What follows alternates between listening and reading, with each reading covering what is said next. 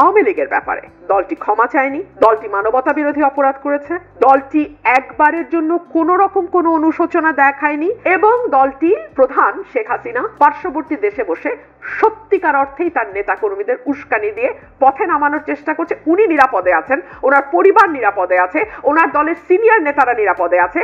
উনি শেখ পরিবারের প্রতিটি সদস্যকে বিদেশে পাঠিয়ে দিয়েছেন। একজনই হয়তো ছিলেন, আজকে আমি দেখলাম যে পার্থ ভাইয়ের ওয়াইফকে বিদেশে যেতে দেওয়া হয়নি, সেটাও খুব অদ্ভুত।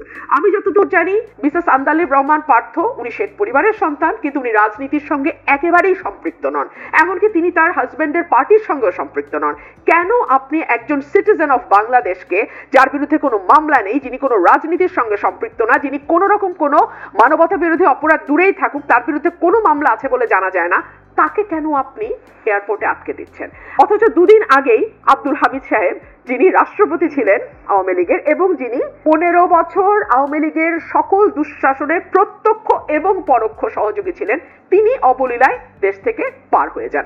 সো আওয়ামী লীগের অনেকগুলো জায়গায় মানুষের দুঃখ, রাগ, ঘৃণা, অপছন্দ অনেক কিছু থাকবে, সেটা আসে ভোটের মাঠে নির্ণয় হয়ে যাক।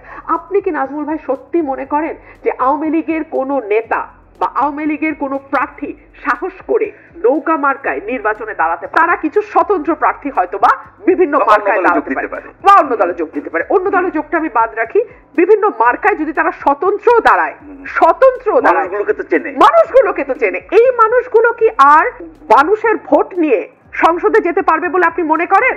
আপনি যখন আওয়ামী লীগকে নিষিদ্ধ করছেন, আপনি যখন আওয়ামী লীগে যারা হয়তো ফ্রন্ট ফাইটার যারা ছিল, যারা ওই সময়ে for example Naufel, for example Arafat, for example Obaidul Quader, তারা সবাই তাদের চুরির টাকা বিদেশে নিয়ে লাক্সারিয়াস লাইফ লিড করছে, আর এদিকে আপনি যারা ওইভাবে যাদেরকে আমরা অপরাধী হিসেবে দেখি নাই, তাদেরকে আপনি ধরে ধরে কারাগারে নিচ্ছেন।